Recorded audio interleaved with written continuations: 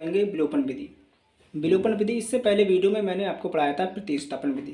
प्रतिस्थापन विधि में क्या होता था, विलोपन विधि पढ़ने से पहले मैं आपको थोड़ा सा डिस्कस बता देता हूँ कि इससे पहले मैंने जो वीडियो बनाई थी उसमें बनाया था, उसमें बताया था प्रतिस्थापन विधि से समीकरण को हल करना।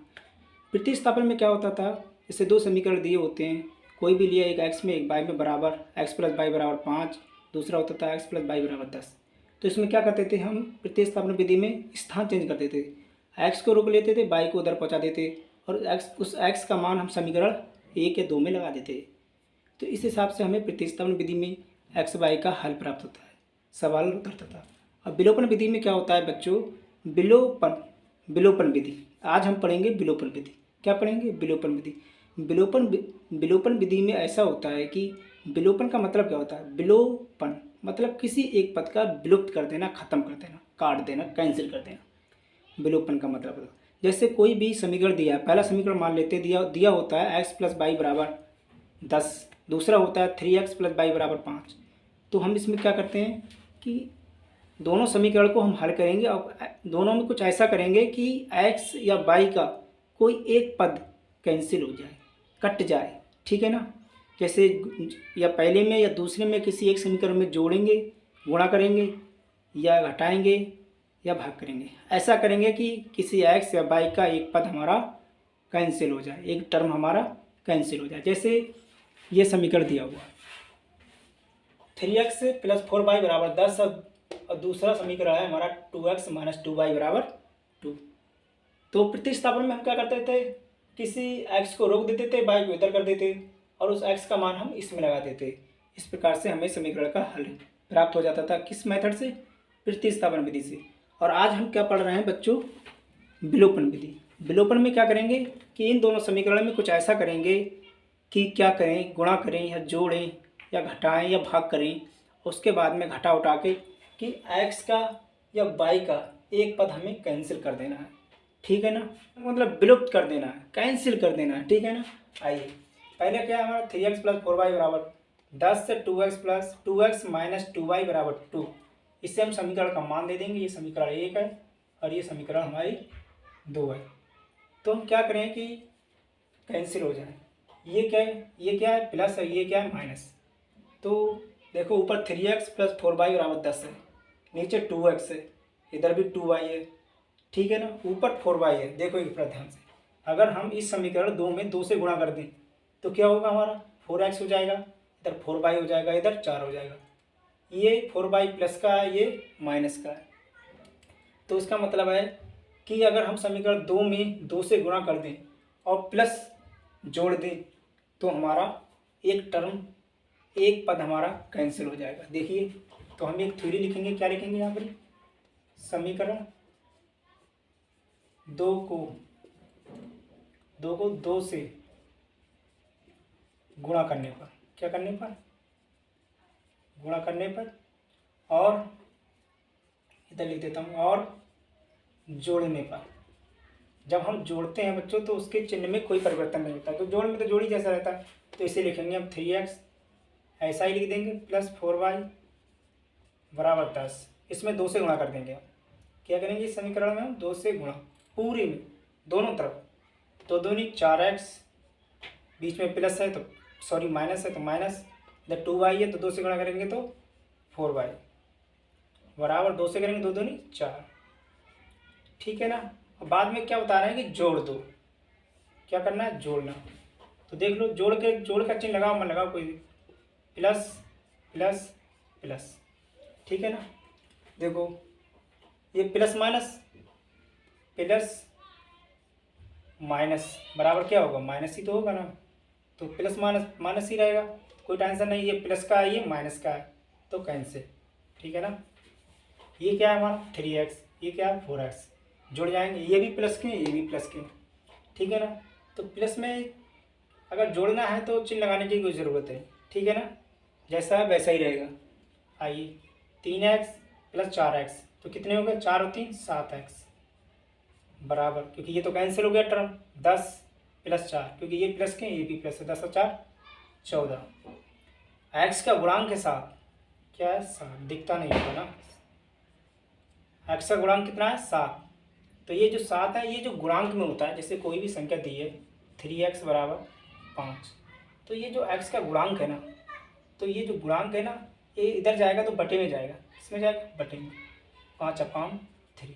सपोज अगर होता 3x प्लस 5 बराबर 3, तो ये जो प्लस का होता है ये उधर जाएगा तो काय का हो जाएगा, माइनस का हो जाएगा, ठीक है ना। तो ये जो गुणांक होता है वो बटे में जाता है हमेशा, ठीक है ना। तो x बराबर 14/7, 7 दूनी 14, x बराबर कितना है 2।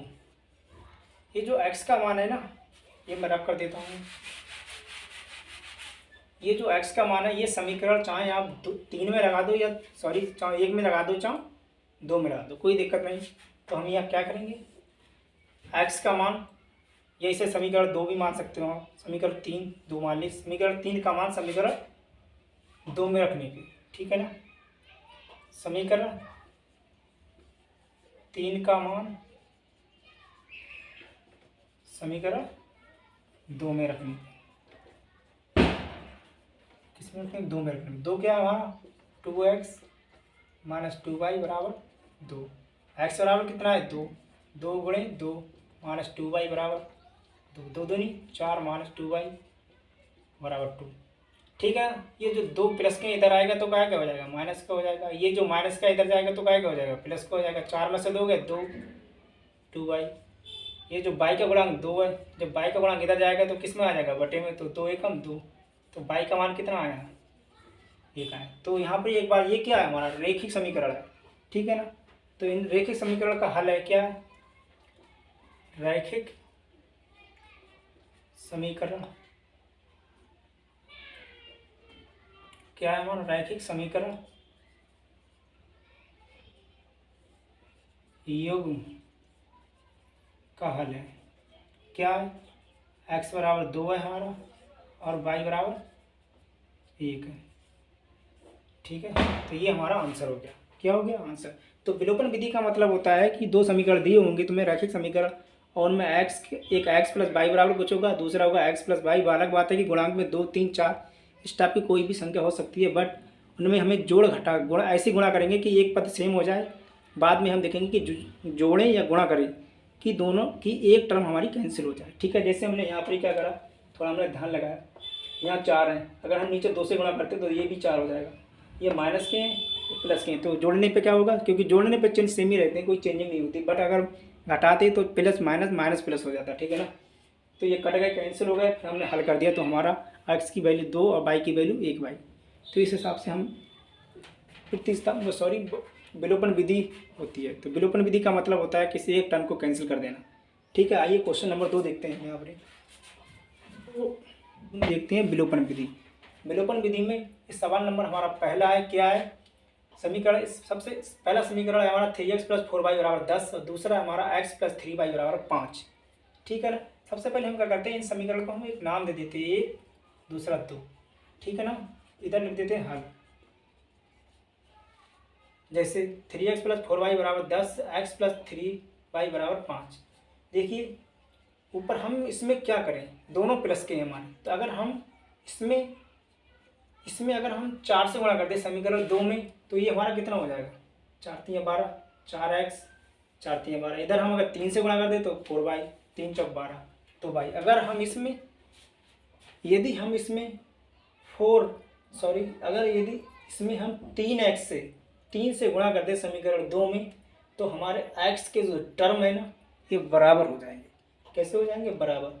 और बाद में हम क्या करेंगे, घटा देंगे, क्योंकि जो प्लस होता है वो माइनस हो जाता है, जो माइनस होता है वो प्लस हो जाता है गुणा करने पर, माइनस से गुणा करने पर, ठीक है ना। तो हम क्या करेंगे, प्रतिस्थापन हम यहाँ पर विलोपन विधि पढ़ रहे हैं। और विलोपन विधि का मतलब होता है कि 2 समीकरण दिए होंगे आपको रैखिक समीकरण x y में, ठीक है ना, या किसी और में दिए होंगे, एस टी में हो सकते हैं। बट तो हम उसमें क्या करते हैं कि ऐसा करेंगे, ऐसे संख्या से गुणा करेंगे कि एक टर्म हमारे बराबर हो जाए, या x का या y का या x y के अलावा कोई दूसरा टर्म दिया होगा, अचर पद दिया होगा आपको, ठीक है ना, हमारा चर दिया होगा, ठीक है ना। तो उसके अकॉर्डिंग हम करते हैं। तो इसमें हम क्या करेंगे, अगर समीकरण 2 में हम 3 से गुणा कर दें और बाद में हम उसे घटा दें, तो हमारा ये जो x का टर्म है ये हमारा कैसा हो जाएगा, बराबर हो जाएगा।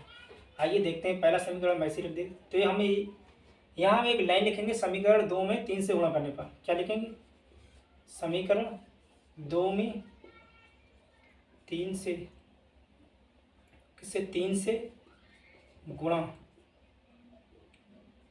करने पर, गुणा करने पर और घटाने पर, ठीक है, क्या क्या करने पर, घटाने पर। आइए देखते हैं, पहला ऐसे ही समीकरण लिख देते हैं, 3x प्लस 4y बराबर 10। इसमें समीकरण 2 में हमने कितने से गुणा करी, 3 से, कितने से करी, 3 से, तो 3x प्लस 9y बराबर 3 पंजे 15, क्योंकि इसमें पूरे में 3 से गुणा होगी, ठीक है ना, 3 पंजे 15, और लास्ट में क्या बता रहा है, घटाने पर, तो बाईस घटा देंगे, यहाँ माइनस का लग जाएगा, यहाँ माइनस का लग जाएगा, यहाँ माइनस का लग जाएगा, ये 3 है, ठीक है ना, 3 से गुणा करिए ना, 3, तो क्या है, ये 3 3x माइनस के और ये कैसे हैं, प्लस के, तो ये कैंसिल हो जाएगा, ठीक है ना, ये माइनस के 9y है, ये प्लस के 4y है, तो माइनस जो संख्या ज़्यादा होती है उसी में से घटते हैं, 9 ज़्यादा है 4 कम है, 9 में से 4 गए 5 भाई, बट रहेंगे किसके, माइनस के, क्यों, क्योंकि माइनस की संख्या ज़्यादा है, बराबर 15 माइनस के और 10 प्लस के, 15 में से 10 के 5, वो भी किसके, माइनस के, माइनस से माइनस कैंसिल हो गया, बाई का गुणांक कितना है, 5, जब इधर जाएगा तो किस में बचेगा, बटे में, 5/5, 5 एकम 5,